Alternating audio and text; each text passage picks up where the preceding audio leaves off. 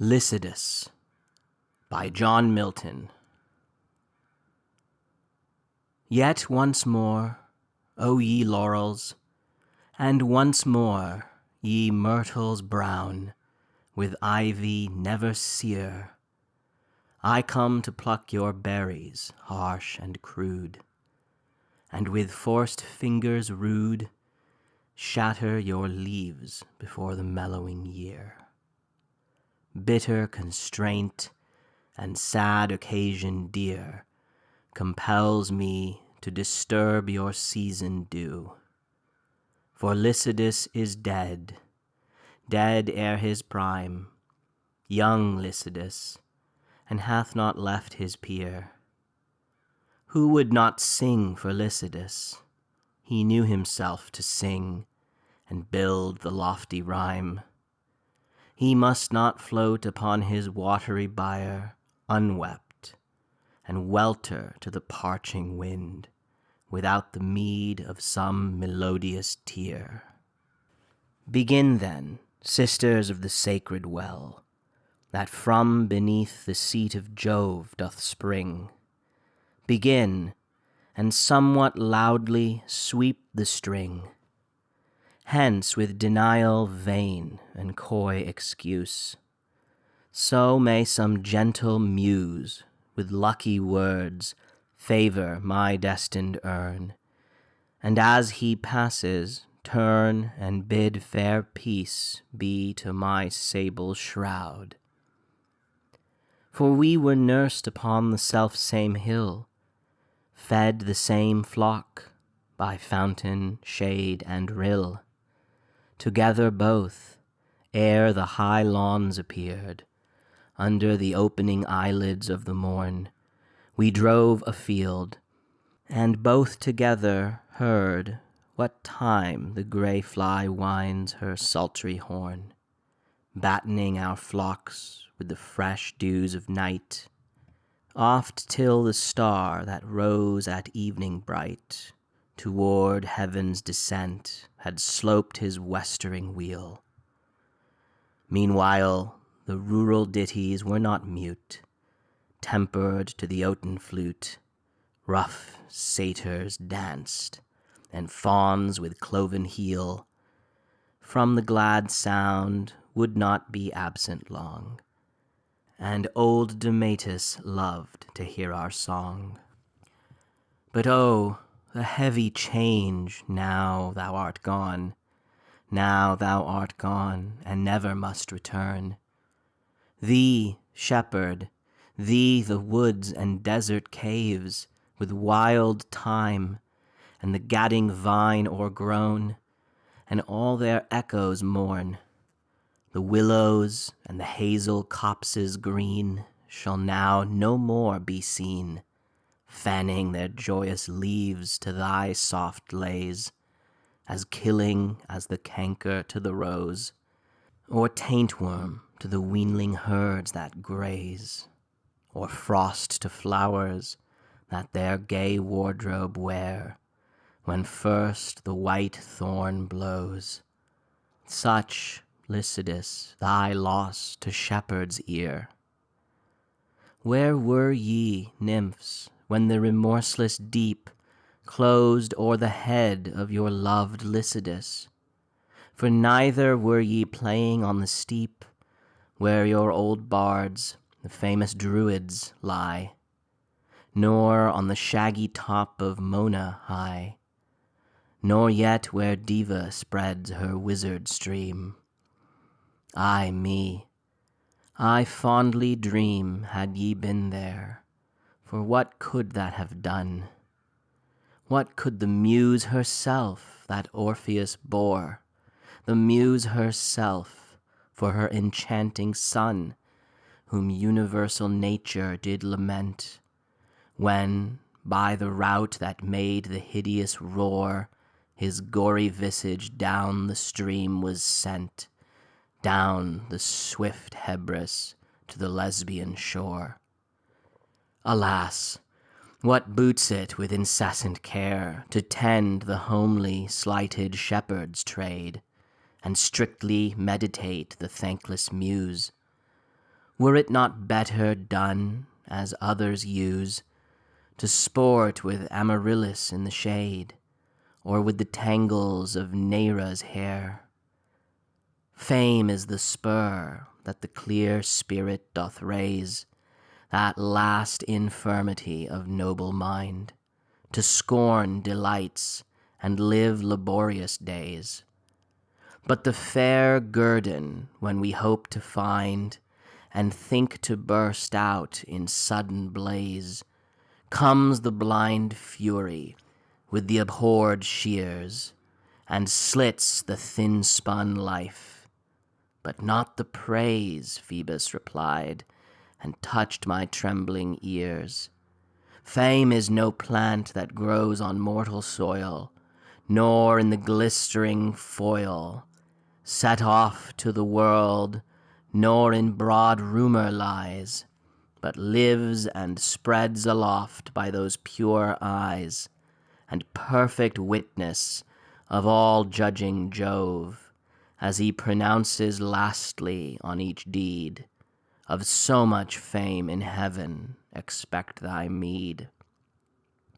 O fountain Erythus, and thou honored flood, smooth sliding Mincius, crowned with vocal reeds, that strain I heard was of a higher mood, but now my oat proceeds, and listens to the herald of the sea, that came in Neptune's plea. He asked the waves, and asked the felon winds, what hard mishap hath doomed this gentle swain? And questioned every gust of rugged wings that blows from off each beaked promontory. They knew not of his story. And sage Hippotades their answer brings, that not a blast was from his dungeon strayed.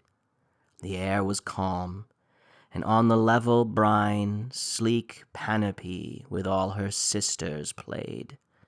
It was that fatal and perfidious bark, built in the eclipse and rigged with curses dark, that sunk so low that scared head of thine.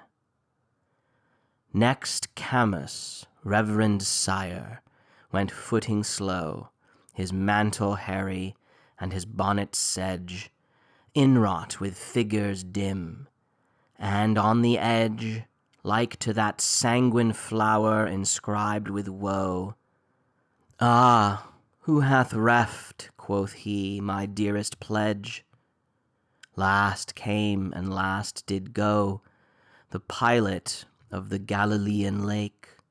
2 massy keys he bore of metals twain, the golden opes, the iron shuts amain. He shook his mitred locks, and stern bespake, how well could I have spared for thee, young swain, enow of such as for their bellies' sake creep and intrude, and climb into the fold. Of other care they little reckoning make, than how to scramble at the shearer's feast, and shove away the worthy bidden guest. Blind mouths, that scarce themselves know how to hold a sheep-hook, or have learned aught else, the least that to the faithful herdsman's art belongs. What recks it them? What need they? They are sped, and when they list their lean and flashy songs, grate on their scrannel pipes of wretched straw, the hungry sheep look up, and are not fed, but, swollen with wind and the rank mist they draw, rot inwardly, and foul contagion spread. Besides what the grim wolf with privy paw daily devours apace, and nothing said, but that 2-handed engine at the door stands ready to smite once, and smite no more. Return, Alpheus, the dread voice is past, that shrunk thy streams. Return, Sicilian muse, and call the vales and bid them hither cast their bells and flowrets of 1,000 hues. Ye valleys low, where the mild whispers use of shades and wanton winds, and gushing brooks, on whose fresh lap the swart star sparely looks, throw hither all your quaint enamelled eyes, that on the green turf suck the honeyed showers, and purple all the ground with vernal flowers. Bring the wraith primrose that forsaken dies, the tufted crowtoe and pale jessamine, the white pink and the pansy freaked with jet, the glowing violet, the musk rose, and the well-attired woodbine, with cowslips wan that hang the pensive head, and every flower that sad embroidery wears. Bid amaranthus all his beauty shed, and daffodillies fill their cups with tears, to strew the laureate hearse where Lycid lies. For so, to interpose a little ease, let our frail thoughts dally with false surmise. Ay me, whilst thee the shores and sounding seas wash far away, where'er thy bones are hurled, whether beyond the stormy Hebrides, where thou perhaps under the whelming tide visitest the bottom of the monstrous world, or whether thou, to our moist vows denied, sleepest by the fable of Belarus old, where the great vision of the guarded mount looks towards Namancus and Bayona's hold. Look homeward, angel, now, and melt with ruth, and O ye dolphins, waft the hapless youth. Weep no more, woeful shepherds, weep no more, for Lycidas your sorrow is not dead. Sunk though he be beneath the watery floor, so sinks the day-star in the ocean's bed, and yet anon repairs his drooping head, and tricks his beams, and with new spangled ore flames in the forehead of the morning sky. So Lycidas, sunk low, but mounted high, through the dear might of him that walked the waves, where, other groves and other streams along, with nectar pure his oozy locks he laves, and hears the unexpressive nuptial song in the blessed kingdoms meek of joy and love. There entertain him all the saints above in solemn troops and sweet societies that sing, and singing in their glory move and wipe the tears forever from his eyes. Now, Lycidas, the shepherds weep no more.